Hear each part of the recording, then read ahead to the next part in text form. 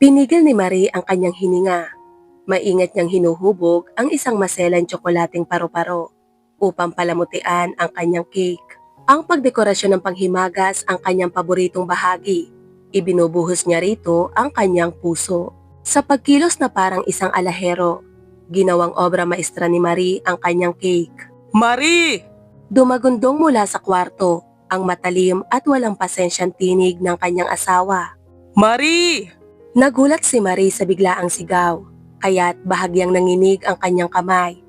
Nabiyak ang tsokolating dekorasyon at nawala ng pakpak ang paru-paro. Ay! Mahina niyang bulong habang nakakunot ang noo. Inilagay niya sa isang tabi ang nasirang dekorasyon at sumagot. Ano yon?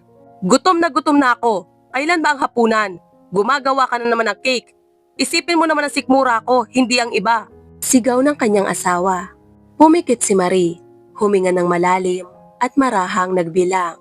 1, 2, 3, 4. Hoy, Marie! Muli niyang narinig ang boses ng kanyang asawa. Nasaan ang pagkain? Gusto ko ng karne. Marie, naririnig mo ba ako? Napabuntong hininga si Marie at maingat na inilagay sa ref ang natitirang dekorasyon. Balak niyang balikan ang cake mamaya. Alam niyang hindi siya titigilan ng kanyang asawa. Kamakailan, paulit-ulit na sumasagi sa isip ni Marie ang katagang lahat ng lalaki ay parang bata. Sa totoo lang, ang asawa niya si Jack ay umaasta na parang isang makulit at sumpunging paslit. Dahil batay sa kanyang inaasal, parang 2 taong gulang pa lang ito. Marie! Muling daing ni Jack. Paparating na! Sigaw niya pabalik. Pilit na itinatago ang inis sa kanyang tinig. Sa kabila nito, nakakaramdam siya ng hiya sa kanyang iniisip at galit. Hindi lang basta nagiging pahirap ang kanyang asawa, kundi hindi talaga ito makalakad. Matingkad pa rin sa alaala ni Marie ang kakilakilabot na araw na yon, pati ang tawag sa telepono na naghati sa kanyang buhay, sa noon at ngayon. Habang nagbe-bake ng honey cake na order, tumunog ang telepono ni Marie. Nang makita ang isang hindi pamilyar na numero, inisip niya agad na ito ay isang customer, kaya sumagot siya.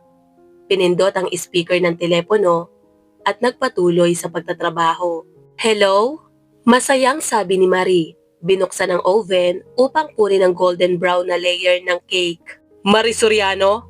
Isang boses ng lalaki ang narinig mula sa kabilang linya. This is Police Sergeant Brian Garcia.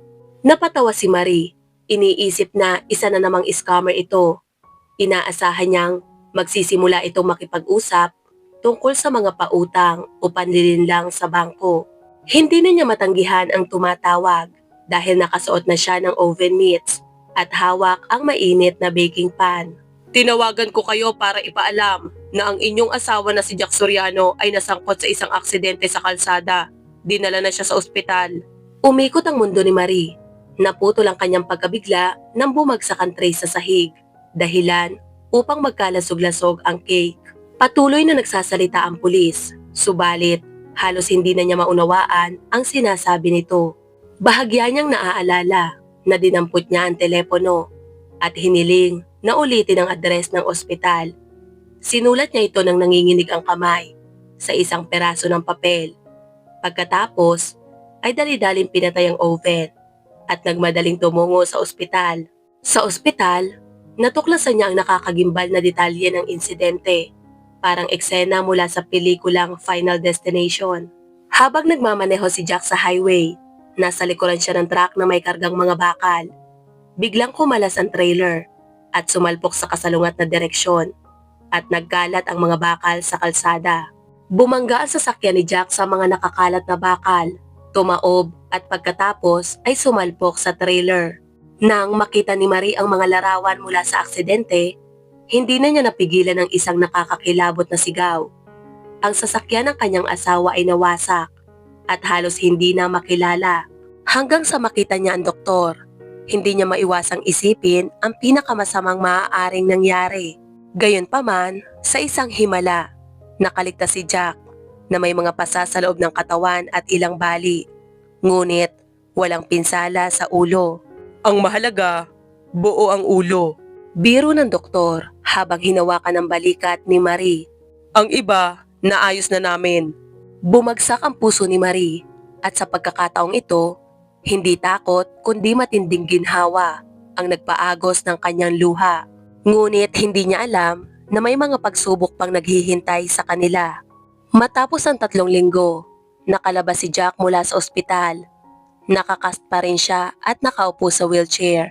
Ngunit ang pinakamahalaga ay buhay siya. Confident akong makakalakad siya ng mag-isa kahit walang saklay.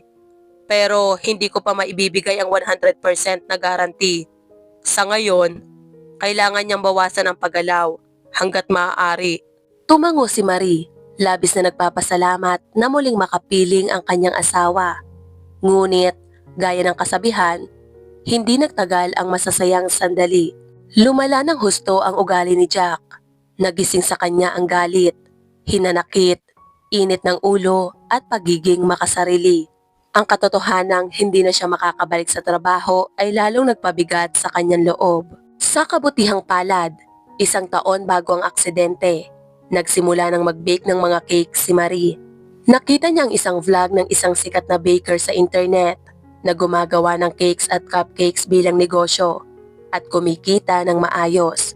Kaya't napaisip siya, bakit hindi ko rin subukan?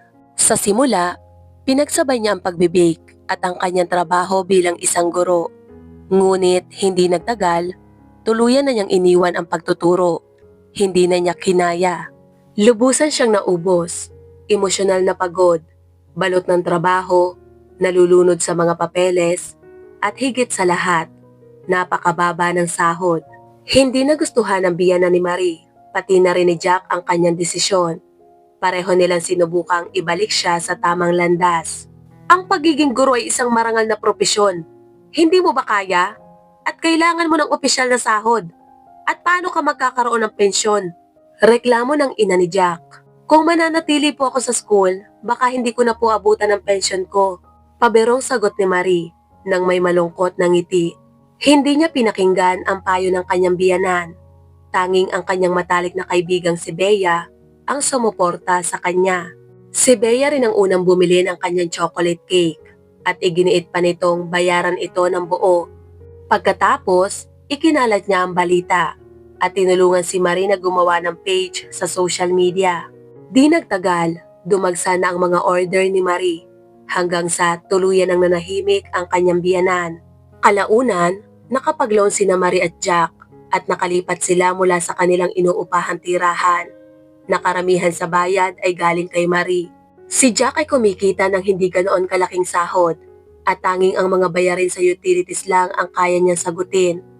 Ang natitirang bahagi ng kanyang kita ay inilalaan niya sa kanyang sarili, lalo na sa mga computer games. Isang bagay na hindi maintindihan ni Marie. Ngunit masyado nang abala si Marie sa kanyang negosyo at personal na pag-unlad, kaya hindi niya napansin ang mga senyales ng problema sa kanilang relasyon. At ngayon na si Jack ay hindi kayang magtrabaho, ang kita mula sa kanyang mga cake na lang ang tanging pinagkukunan nila ng kita. Ngunit habang tumatagal, naging mas mahirap ang trabaho ni Marie, lalo na nang magdemand si Jack ng lahat ng kanyang atensyon. Tinanggap ni Marie ang mga kapritso ng kanyang asawa, nauunawa ng hirap na dinaranas nito. Inalagaan niya si Jack na parang isang bata, ngunit si Jack, sa kabila ng lahat ng iyon, ay hindi ito pinahalagahan. Nagagalit siya tuwing ang asawa niya ay naghahanap ng sandaling libangan, tulad ng makipagkita sa isang kaibigan o lumabas ng bahay para sa negosyo na kailangan niyang asikasuhin. Gusto mong iwanan akong mag-isa? Tiningnan siya ni Jack ng may hinanakit, parang isang walang kalaban-labang tuta. Hindi mo ba naalala kung anong nangyari noong huling beses? At ang huling beses na yon ay naging isang tunay na kalamidad, ayon sa mga pamantayan ni Jack at ng kanyang ina. Sigurado si Marie na mababaliw siya kung hindi siya makakalanghap ng sariwang hangin, kaya nagpasya siyang pumunta sa tindahan ng candy. Ngunit hindi pa siya nakakarating nang biglang tumawag ang kanyang asawa. Duguan ako! May dugo kahit saan! Sigaw nito sa telepono. Namutla si Marie, agad niyang pinihit ang sasakyan at nagmamadaling bumalik sa bahay. Ngunit pagdating niya, Nadatnan niya si Jack na sinisip-sip ang daliri. May mababaw na hiwa lamang ito. Lumabas na gusto lang pala niyang gumawa ng sandwich pero nabigo sa kanyang pagtatangka. Yun lang? Napanganga si Marie, hindi makapaniwala. Tiningnan siya ni Jack ng may sama ng loob na para bang siya mismo ang humawak ng kutsilyo at hiniwa ito. Wala siyang nagawa kundi ibuhos ang maraming hydrogen peroxide sa daliri ng nagdurusang biktima. Hipan ito at balutan ng ilang patong na benda para lang mapatahan ang bata. Nang marinig ni Bea ang nangyari, napailing ito at napabuntong hininga. Nasunog mo ang kamay mo nung summer para lang matapos ang wedding cake. Pero siya, nagwala dahil lang sa isang gasgas. Masyado mo siyang sinanay sa buhay na parang hari. Napabuntong hininga na lang si Marie. Subalit, hindi pa doon natapos ang lahat. Agad niyang narinig ang mga reklamo ng kanyang biyanan.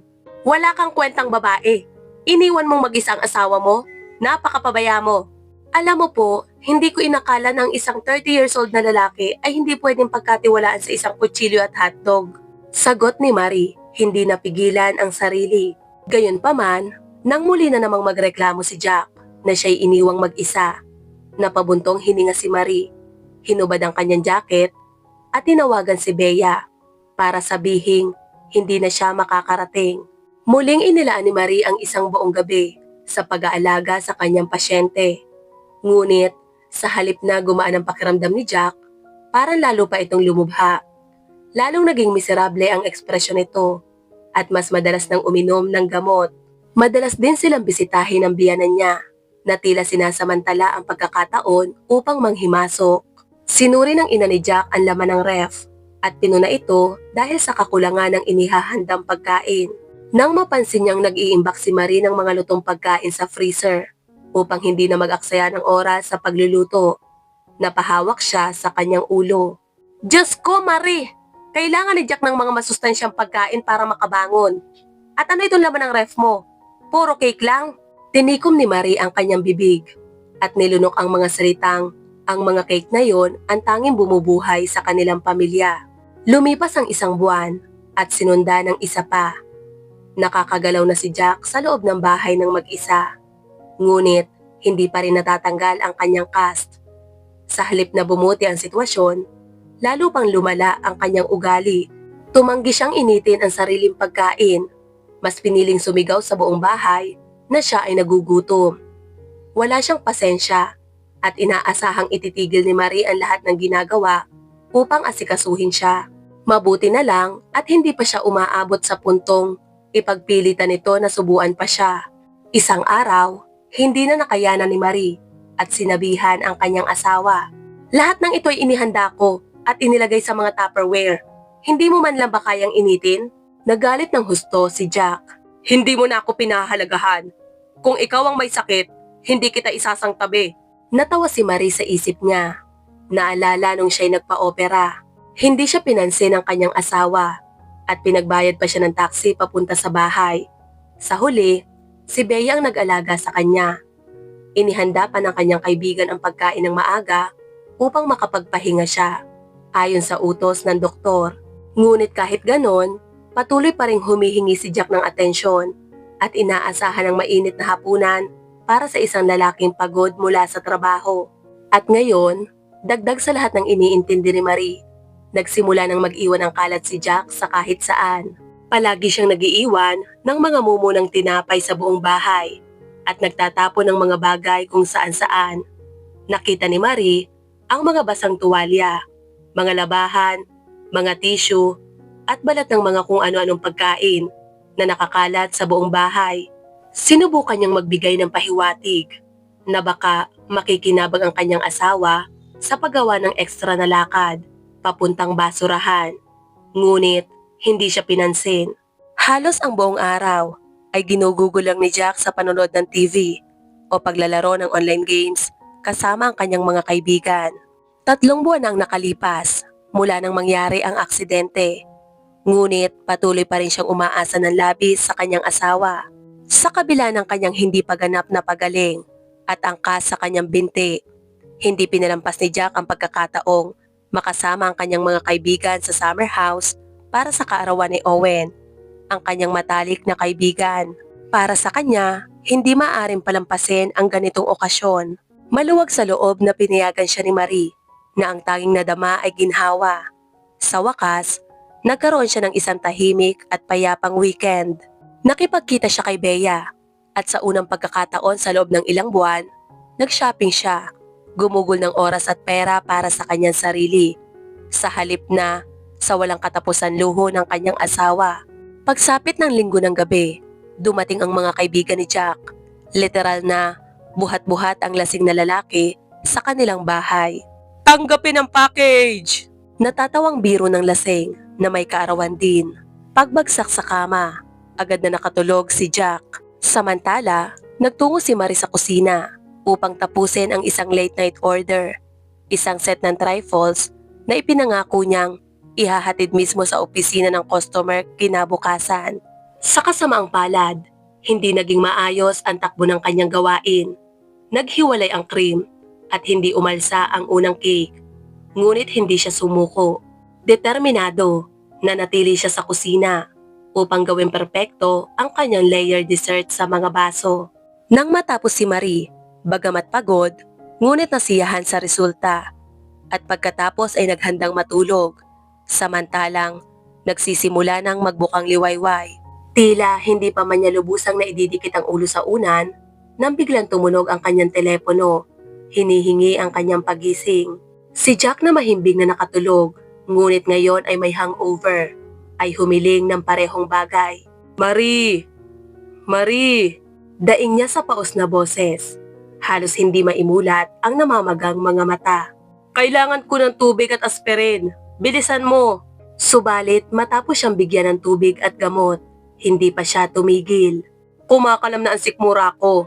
Ano bang masarap na almusal natin ngayon? Tiningnan ni Marie ang kanyang relo. Makinig ka. Nangako akong dadalhin ang mga dessert sa opisina bago magsimula ang trabaho. Isang boss ata yun na gustong ilibre ang mga kasamahan niya.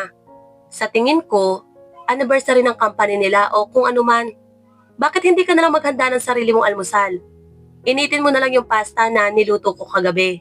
Kumunot ang noo ni Jack at bumuntong hininga ng malalim. Pasta para sa almusal? Sabi niya nang may pagkainis. 3 araw akong wala sa bahay. Tapos ganito mo lang ako sasalubungin? Aalis ka kaagad? Nakikita ko na, hindi mo ko na-miss. Mas madali para sa'yo kapag wala ako, hindi ba? Isa ba akong pabigat sa'yo? Nagsimula na naman siyang magreklamo. Kalma lang, Jack. Hindi ako mamamasyal. Papunta ako sa trabaho. Halos hindi mapigilan ni Marie ang pag-ikot ng kanyang mga mata. Oh, oo nga pala. Ikaw ang tagapagtaguyod ng pamilyang to. Pasan mo ang lahat sa iyong balikat. At ako, isa lang akong inutil na kasama sa bahay na pwede mong baliwalain. Simula na naman ni Jack sa kanyang paboritong linyada. Napagtanto ni Marie na walang saysay ang makipagtalo, kaya mabilis siyang nagluto ng omelette para sa asawa. Habang sinusundot-sundot ni Jack ang pagkain, bumubulong-bulong pa ito. Siguro naman sa susunod may sabaw. Hindi na siya pinansin ni Marie. Ngayong umaga, wala siyang balak magsilbi ng isang hotel-style na agahan. Mabilis siyang nagbihis, ngunit bago pa siya makaalis, narinig na naman niya ang mga mapanumbat na salita ng kanyang asawa. Aba, nag-makeup ka pa. Kanino mo gustong magpaganda? May iba ka bang gustong akitin? Mabilis na umalis si Marie mula sa bahay. Subalit, ilang kanto pa lang ang nalalampasan niya nang mapagtanto niyang nakalimutan niya ang pinakamahalagang bagay, ang kahon ng mga dessert na naiwan sa refrigerator. Habang nakatigil sa traffic light, napabulala siya. Hindi na talaga gumagana ang utak ko sa kakulangan ng tulog, o baka hindi lang yun ang dahilan. Sa inis, tinapik niya ang manibela. At ilang sandali lang, nagsimulang bumusina ang ibang mga driver sa likuran niya. Malinaw na sinasabing, oras na para siya ay umusad. Napabuntong hininga si Marie, saka bumalik sa bahay. Ngunit pagpasok niya, agad niyang narinig ang pamilyar na tunog ng putok ng baril at pagmumura. Walang krimen, syempre. Ang kanyang asawa ay abala na naman sa pakikipaglaban sa kung sino man sa isang online game. Mabilis na pumasok si Marie sa kusina. Dumaan ng tahimik sa kwarto ni Jack na nakabukas ang pinto. Ayaw niyang makita siya nito. Kinuha niya ang kahon ng dessert at nagmamadaling bumalik. Ngunit bigla siyang napatigil. Tila napako sa kinatatayuan. Dalawa sa mga dessert ang nawawala. Mabilis ang kabog ng kanyang dibdib at naramdaman niyang namula ang kanyang pisngi sa pinaghalong galit at pagkagulat. Papasok na sana siya sa kwarto upang hingan ito ng paliwanag. Nang marinig niya ang mayabang nitong boses, sinamahan pa ng nakakairitang tunog ng pagnguya. Owen, ulitin natin ang party ngayong weekend. Isama mo lang si Rika. Sa susunod, siguradong maiikama ko na siya. Napansin mo ba kung gaano siya ka-sexy? Nanatili si Marie sa kinatatayuan, nanginginig habang nakikinig. Sa siwang sa pagitan ng pinto at dingding, nakita niya ang likod ng kanyang asawa. Nakaupo ito sa harap ng computer. Suot ang malalaking headphones. Walang kamalay-malay na bumalik siya. Abala ito sa pakikipag-usap sa kanyang matalik na kaibigan. Masiglang idinetalye ang masasayang kaganapan noong weekend habang nilalamon ang mga cake na siya mismo ang gumawa. Hindi man niya narinig ang sagot ni Owen. Malinaw namang bumaon sa kanyang pandinig ang mga salitang binitiwan ng asawa. Tumama sa kanyang pisngi na parang sampal, nagdadala ng matinding pagkabigla. Hindi pa kami nagsisiping ni Marie mula ng aksidente. Lagi niyang ginagamit ang pagiging baldado ko bilang dahilan. Pero sa totoo lang, matagal na kaming hindi nagtatalik. Simula pa noong operasyon niya. May tinanggal yata sa mga piyesa niya kaya parang wala ng gana. Lagi na lang siyang abala, paikot-ikot, kung ano-ano ang ginagawa. Pero ayos lang sa akin, walang problema. Hindi napigilan ni Marie ang kanyang emosyon. Pumasok siya sa kwarto. Ngunit ni hindi man lang nagulat si Jack.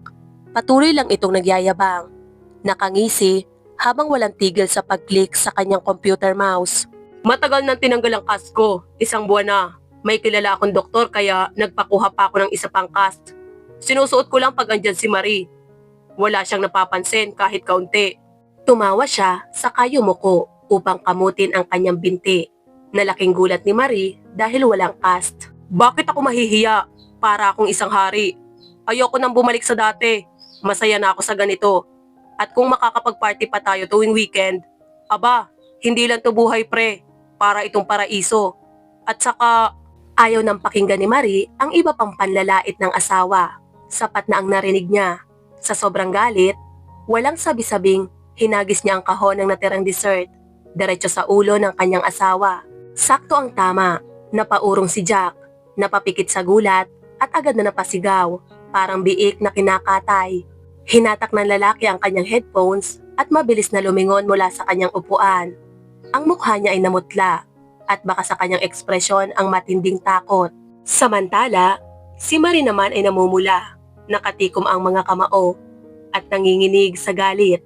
At ang mainit na luha ay bumara sa kanyang lalamunan. Pero hindi niya yon pinigilan. Paano mo nagawa to? Hayop ka! Sigaw niya. Marie, makinig ka. Hindi ito kagaya ng iniisip mo. Ah, ganun ba? Sige nga, ipaliwanag mo. Makikinig ako sa malahim-malamang kwento. Baka naman bumaba si Jesus mula sa langit. Hinawakan ng paa mo at sinabing bumangon ka at lumakad. Ano pa bang paliwanag ang meron ka kung bakit wala kang cast? At si Rika, aba mahusay. Talagang matinig ka sa babae, hindi ba? Marie, kalma lang. Biglang putol ni Jack, sabay tayo sa kanyang upuan. Isipin mo naman, ano bang magagawa ko? Hindi mo na ako sinisipingan. At paano ko mararamdaman na lalaki pa rin ako sa'yo kung 2 buwan mo na akong pinapaliguan? Tama ka. Ang sarap ng buhay mo, Jack. Ako itong aligagap parang katulong sa isang lalaking wala namang sakit. Habang ikaw nagpapakasaya. At ang mas malala, ako pa ang pinapalabas mong may kasalanan? Oo, hindi ako nakikipagtalik sa'yo. Dahil hindi ako natutulog. Alam mo kung bakit? Dahil nagtatrabaho ako para mabayaran ng utang. Habang ikaw, nagpapanggap na pilay? Marie, mag-usap tayo ng maayos. Nauutal na sabi ni Jack. Unti-unting lumapit sa asawa. Pero agad itong umatras na parang nakakita ng apoy. Pumunta ka na sa impyerno. Ayoko nang makita pa kita ulit. Sa isang iglap, nilisan ni Marie ang bahay. Ngunit hindi man lang siya hinabol ni Jack. Sa loob ng sasakyan, humagulhol si Marie habang dinadayal ang numero ng kanyang customer. Sa pagitan ng hikbi, tinanggap niyang hindi na niya matatapos ang order. Hello? Pasensya na pero hindi ko matatapos ang desserts. Pwede ko kayong igawa ng libreng cake. Ibabalik ko ang pera niyo, syempre. Halos mabulunan siya sa sariling mga salita. Sa kabilang linya, narinig niya ang bahagyang pag-aalala sa boses ng customer. Ayos ka lang ba? Kailangan mo ba ng tulong? Kung abogado ka lang sana. Hagulhol ni Marie, hinahabol ang kanyang hininga. Saglit na katahimikan ang bumalot sa kabilang linya, bago muling nagsalita ang lalaki. Sa totoo lang, abogado ako. Makalipas ang isang oras, nakaupo si Marie sa opisina ni Hector bilang kliyente. Sa kanyang pagkagulat, ang lalaki ay isang tunay na propesyonal. Ginawa ni Hector ang lahat upang tulungan ang kawawang babae. Makalipas ang maraming taon, nagbunga ang kanilang paghihirap at tiyaga. Tuluyang naanal sina Marie at Jack. Naiwan kay Marie ang bahay, na siya naman talaga ang nagbabayad ng hulog nito. Sa kabutihang palad, nakapangalan ito sa kanyang ina. Dahil noon pa man, ay tumanggi ang kanyang biyanan na akuin ang anumang responsibilidad. Isang desisyong pinagsisisihan nito. Samantala, si Jack ay bumalik sa bahay ng kanyang ina. Tulad ng inaasahan ni Bea, magkasundo silang nanirahan doon. Madalas na pinag-uusapan at pinupulaan si Marie sa kanilang mga tsismisan. Ngunit sa puntong yon, wala nang pakialam si Marie sa kanila. Paglabas niya ng korte, huminga siya ng malalim. Ang kanyang unang tunay na malayang paghinga sa matagal na panahon. Mula noon, nagsimula ng mamuhay si Marie ayon sa sarili niyang kagustuhan. Patuloy siyang nagbe-bake ng cakes at cupcakes, natutulog ng mahimbing sa gabi, gumagawa ng mga pangdekorasyon nang walang istorbo. Muli siyang lumalabas kasama ang kanyang matalik na kaibigan. Tinatamasa ang kalayaan na tumawa ng malakas at totoo. Madalas siyang pumunta sa mga cafe at bar. Unti-unting bumabalik ang dating sigla niya. Nagsimula rin siyang magbihis ng maayos. At di nagtagal, tuluyan siyang namulaklak. Isang araw, nagpasya siyang gumawa ng isang napakalaking cake at maraming truffles. Dala ang kanyang mga nilikhang panghimagas. Nagtungo siya sa law office ni Hector. Gusto kitang pasalamatan. Gusto kong bayaran ang utang na loob ko sa'yo. Salamat sa pagiging maunawain mo noong mga panahon na yon. Sabi niya na namumula ang pisngi. Mainit siyang tinanggap ng mga kasamahan ni Hector. Huminto ang trabaho sa opisina. Nang mapuno ito ng mabangong halimuyak ng mga kape at tsaa. Ang mga kasamahan ni Hector ay masiglang nagtipon upang tikman ang mga panghimagas na dala ni Marie. Matapos malasahan ang cake, tumingin si Hector kay Marie. Prangka akong tao, kaya sasabihin ko ng harapan na gusto kita. Hindi ko sinabi noon dahil kliyente kita at hindi yun magiging profesional. Pero hindi talaga kayang labanan ang tibok ng puso.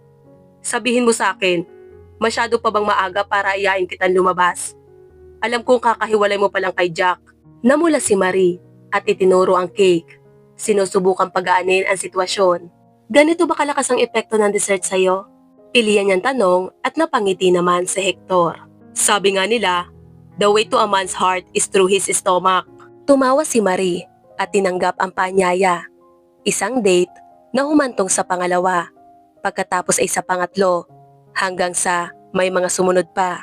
Di nagtagal, inanyayahan siya ni Hector na lumipat sa kanyang tirahan. At sa kalaunan, ay nagpakasal sila.